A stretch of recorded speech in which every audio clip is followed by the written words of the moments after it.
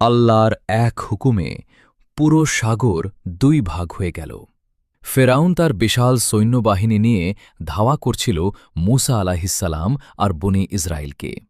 সামনে ভয়ঙ্কর লাল সাগর, পিছনে ফেরাউনের সেনাবাহিনী, চারদিকে শুধু মৃত্যু আর ভয়।